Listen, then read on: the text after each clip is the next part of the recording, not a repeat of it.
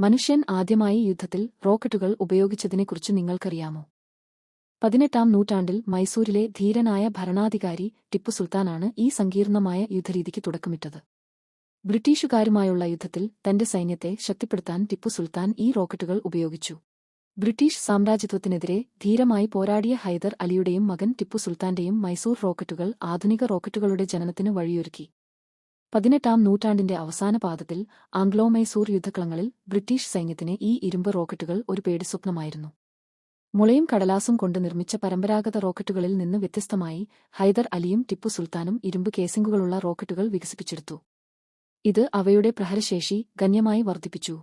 പൊള്ളിലൂർ യുദ്ധത്തിലും ശ്രീരംഗപട്ടണം ഉപരോധത്തിലും മൈസൂർ സൈന്യം ഈ റോക്കറ്റുകൾ ഫലപ്രദമായി ഉപയോഗിച്ചു. 2 കിലോമീറ്റർ വരെ കൃത്യതയോടെ ലക്ഷ്യങ്ങൾ തകർക്കാൻ കഴിവുള്ള ഈ റോക്കറ്റുകൾ ശത്രുനിരകളിൽ വലിയ നാശനഷ്ടങ്ങൾ വരുത്തിവച്ചു. ആയിരക്കണക്കിന് സൈനികർ അടങ്ങുന്ന ഒരു പ്രത്യേക റോക്കറ്റ് സേന ടിപ്പു സുൽത്താനു ഉണ്ടായിരുന്നു.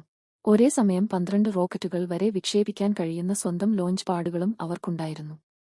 ബ്രിട്ടീഷ് സൈനികർക്ക് ഇത് തികച്ചും അപരിചിതമായ ഒരു കാഴ്ചയായിരുന്നു. മൈസൂർ റോക്കറ്റുകളിൽ നിന്ന് പാഠം ഉൾക്കൊണ്ടാണ് പിന്നീട് ബ്രിട്ടീഷുകാർ തങ്ങളുടെ സ്വന്തം കോൺഗ്രീവ് റോക്കറ്റുകൾ വികസിപ്പിച്ചത്. അങ്ങനെ ഇന്ത്യയുടെ മണ്ണിൽ പിറവികൊണ്ട ഈ അത്യാധുനിക യുദ്ധായുധം ലോകമെമ്പാടുമുള്ള റോക്കറ്റ് സാങ്കേതികവിദ്യയുടെ വികാസത്തിന് ഒരു വഴിത്തിരിവായി മാറി.